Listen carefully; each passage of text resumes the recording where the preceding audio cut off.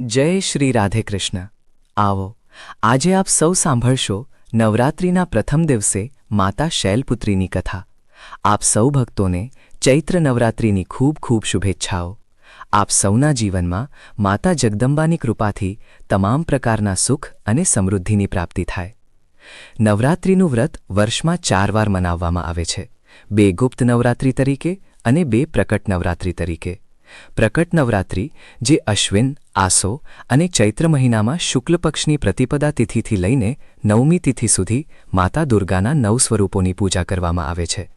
આ સમય દરમિયાન જે પણ ભક્તો સાચી શ્રદ્ધા સાથે માતા દુર્ગાના 9 સ્વરૂપોની પૂજા કરે છે, દુર્ગા ચાલીસા, દુર્ગા સપ્તશતીનો પાઠ અથવા દુર્ગા સ્તોત્રનો પાઠ કે શ્રવણ કરે છે, તેનાથી માતા જગદંબા દુર્ગા પોતાના ભક્તોના તમામ પ્રકારના દુઃખ અને કલેશ દૂર કરી દે છે તથા સુખ સમૃદ્ધિના આશીર્વાદ આપે છે.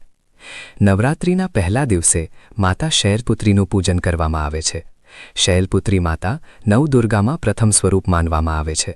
પર્વતરાજ હિમાલયના ઘરે પુત્રી તરીકે જન્મ લેવાને કારણે તેમનું નામ શૈલપુત્રી પડ્યું. આ પ્રથમ દિવસની ઉપાસનામાં યોગીઓ પોતાના મનને મૂલાધાર ચક્રમાં સ્થિત કરે છે. અહીંથી જ તેમની યોગ સાધનાનો પ્રારંભ થાય છે. વૃષભ બળદ પર બિરાજમાન આ માતાના જમણા હાથમાં ત્રિશૂળ અને ડાબા હાથમાં કમળનું પુષ્પ સુશોભિત છે. નવરાત્રિના પહેલા દિવસે માતા શૈલપુત્રીનો જલ, પંચામૃત અને શુદ્ધ ગંગાજળથી અભિષેક કરવો જોઈએ. માતાને વિશેષ કરીને પીળા અથવા સફેદ વસ્ત્રો અર્પણ કરવા. જળથી આચમન કરાવ્યા બાદ અક્ષત, ચંદન, પુષ્પ અને પુષ્પોની માળા અર્પણ કરવી. રોલી કુમકુમ અને સિંદૂર ચઢાવવું. ત્યારબાદ ધૂપ દીપ પ્રગટાવી અનેક પ્રકારના નૈવેદ્યનો ભોગ ધરાવવો. આ દિવસે ખાસ કરીને દૂધ, ગાયનું ઘી અને ચોખાથી બનેલી ખીર અથવા સફેદ મીઠાઈ, રસગુલ્લાનો ભોગ લગાવવો જોઈએ અને સાથે મધ પણ અર્પણ કરવું જોઈએ. માતાને લાલ પુષ્પો ખૂબ પ્રિય છે. પૂજન બાદ પાન, સોપારી, લવિંગ અને ઇલાયચી અર્પણ કરી દક્ષિણા ચઢાવવી. ત્યારબાદ દુર્ગા સપ્તશતી કે ચાલીસાનો પાઠ કરવો અત્યંત પુણ્યશાળી રહે છે. એકવાર પ્રજાપતિ દક્ષે એક ખૂબ મોટો યજ્ઞ કર્યો. તેમણે બધા દેવતાઓને આમંત્રણ આપ્યું, પરંતુ ભગવાન શંકરને નિમંત્રણ ન આપ્યું. સતીએ જ્યારે સાંભળ્યું કે તેમના પિતા વિશાળ યજ્ઞ કરી રહ્યા છે, ત્યારે ત્યાં જવા માટે તેમનું મન વ્યાકુળ થઈ ગયું. ભગવાન શંકરે તેમને સમજાવ્યા કે આમંત્રણ વગર જવું યોગ્ય નથી, પરંતુ સતીનો આગ્રહ જોઈ શિવજીએ તેમને જવાની અનુમતિ આપી. જ્યારે સતી પિતાના ઘરે પહોંચ્યા ત્યારે કોઈએ તેમનો આદર ન કર્યો. માત્ર તેમની માતાએ જ તેમને પ્રેમથી ગળે લગાવ્યા. બહેનોએ વ્યંગ અને ઉપહાસ કર્યો. પિતા દક્ષે પણ શિવજી પ્રત્યે અપમાનજનક શબ્દો કહ્યા. આ અપમાન સહન ન થતાં સતીએ તે જ ક્ષણે યોગાગ્નિ દ્વારા પોતાનું શરીર ભસ્મ કરી દીધું. આ સમાચાર સાંભળી શિવજીએ ક્રોધિત થઈને પોતાના ગણો દ્વારા દક્ષના યજ્ઞનો વિધ્વંસ કરાવી દીધો. તે જ સતીએ આગલા જન્મમાં શૈલરાજ હિમાલયની પુત્રી તરીકે જન્મ લીધો અને શૈલપુત્રી કહેવાયા. પાર્વતી અને હેમવતી પણ તેમના જ નામ છે. આ જન્મમાં પણ તેમના લગ્ન ભગવાન શંકર સાથે થયા. એકવાર બૃહસ્પતિજીએ બ્રહ્માજીને પૂછ્યું કે નવરાત્રિનું વ્રત કેમ કરવામાં આવે છે અને તેનું શું ફળ છે. ત્યારે બ્રહ્માજીએ કહ્યું કે આ વ્રત તમામ કામનાઓ પૂર્ણ કરનારું છે. તેનાથી પુત્રહીનને પુત્ર, ધનહીનને ધન અને રોગીને આરોગ્ય મળે છે. જે મનુષ્ય આ વ્રત નથી કરતો તે પૃથ્વી પર પશુ સમાન ગણાય છે. બ્રહ્માજીએ એક કથા સંભળાવી કે પીઠ નામના નગરમાં અનાથ નામનો બ્રાહ્મણ રહેતો હતો, જેને સુમતિ નામની સુંદર પુત્રી હતી. એક દિવસ સુમતિ રમવામાં મશગુલ હોવાથી પિતાના પૂજનમાં હાજર ન રહી શકી. ક્રોધિત પિતાએ કહ્યું કે હું તારા લગ્ન કોઈ કુષ્ઠરોગી કે દરિદ્ર સાથે કરાવીશ. સુમતિએ ધૈર્યથી કહ્યું કે પિતાજી, જે મારા ભાગ્યમાં હશે તે જ થશે. પિતાએ તેના લગ્ન એક કોઢી સાથે કરાવી દીધા. સુમતિ તેના પતિ સાથે વનમાં ગઈ. તેની ભક્તિ અને પૂર્વજન્મના પુણ્ય, જ્યારે તે નિષાદની પત્ની હતી અને અજાણતા નવરાત્રિમાં ભૂખી રહેવાથી તેનું વ્રત થઈ ગયું હતું, થી પ્રસન્ન થઈ માતા ભગવતી પ્રગટ થયા. માતાની કૃપાથી તેના પતિનો રોગ દૂર થયો અને તે સોના જેવી કાયાવાળો બની ગયો. માતા દુર્ગાએ સુમતિને નવરાત્રિ વ્રતની સંપૂર્ણ વિધિ બતાવી. મિત્રો, હવે હું તમને એક બહુ જ ખાસ ઉપાય જણાવવા જઈ રહ્યો છું, જે તમારા ઘરમાં સમૃદ્ધિ અને સકારાત્મક ઉર્જા લાવવામાં મદદ કરશે. શાસ્ત્રોમાં મોરપીંછને અત્યંત શુભ અને હકારાત્મક તત્વ માનવામાં આવ્યું છે.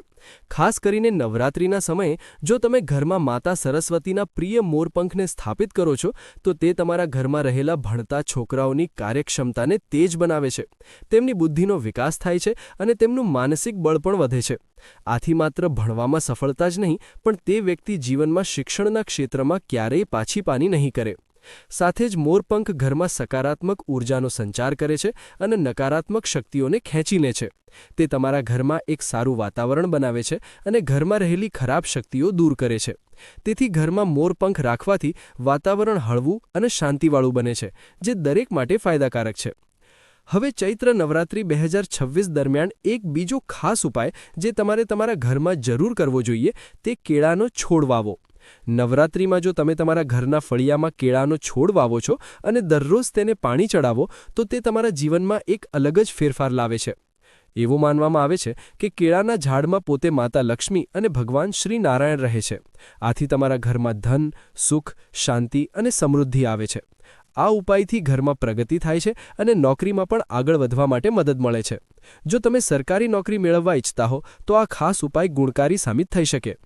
તેના સિવાય એક વધુ ખૂબ જ શુભ વસ્તુ છે જે નવરાત્રિમાં તમારે તમારા ઘરમાં લાવવી જોઈએ. તે છે ચાંદીનો કાચબો. જો તમારી પાસે થોડીક પણ પૂંજી હો તો તમારે ચોક્કસપણે ચાંદીનો કાચબો તમારા ઘરમાં લાવવો જોઈએ. ચાંદીનો કાચબો ઘરમાં સુખ, શાંતિ અને વૈભવ લાવે તેમજ ધન અને સંપત્તિમાં વધારો કરે છે. સાથે જ તે ઘરમાં માતાજીની કૃપાને પણ ખેંચે છે, કારણ કે તે માતાજીની સેવિકાનું પ્રતીક છે. માતાજીની સેવિકાઓ હંમેશા જોતી હોય છે કે ભક્તો પોતાના ઘરમાં શું શું લાવી અર્પણ કરી રહ્યા છે. તેથી નવરાત્રિ દરમિયાન કેટલીક વિશેષ વસ્તુઓ ઘરમાં લાવવી હાવ શુભ માનવામાં આવે છે. મિત્રો, નવરાત્રિના આ પાવન અવસરે તમે તમારા ઘરમાં ચાંદીનું કમળ પણ સ્થાપિત કરી શકો છો અથવા તો તેને નવદુર્ગા માતાને અર્પણ કરી શકો છો. આ ઉપાય તમારા જીવનમાં લક્ષ્મી પ્રાપ્તિના અનેક દરવાજા ખોલી શકે છે.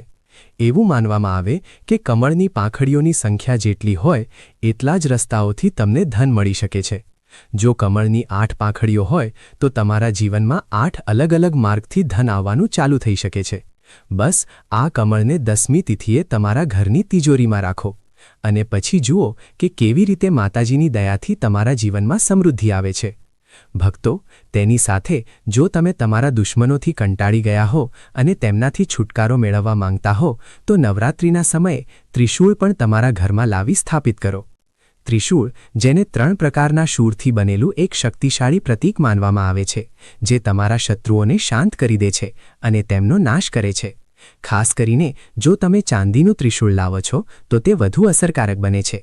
તમારા દુશ્મનો હવે તમને હેરાન કરી શકશે નહીં અને તમારી સ્થિતિ વધુ મજબૂત બનશે. હવે જે લોકો જીવનમાં પૈસાવાળા બનવા માંગે છે અથવા જેમની ઈચ્છા છે કે તેઓ ગુણવાન બને, તે લોકો નવરાત્રિ દરમિયાન માતાજીની ચરણ પાદુકા અર્પિત કરી શકે છે. આ ખાસ કરીને તે ભક્તો માટે છે જે નિત્ય પૂજા કરે છે, મંત્ર સિદ્ધિ કરવા ઈચ્છે અથવા પુણ્ય વધારવા માંગે છે. ચરણ પાદુકા અર્પિત કરવાથી તમારું જીવન પાવરફુલ બને છે અને તે બધું મળે છે જે સાધુ સંતોને પણ આખરી તપસ્યાથી મળે. જો તમે ઈચ્છો છો કે તમારા ઘરમાં સુખ, શાંતિ અને સમૃદ્ધિ ટકી રહે તો તમે નવરાત્રિમાં ચાંદીની થાળી અને ચાંદીની ચમચીનો ઉપયોગ કરી શકો છો. માતાજીને ચાંદીની થાળીમાં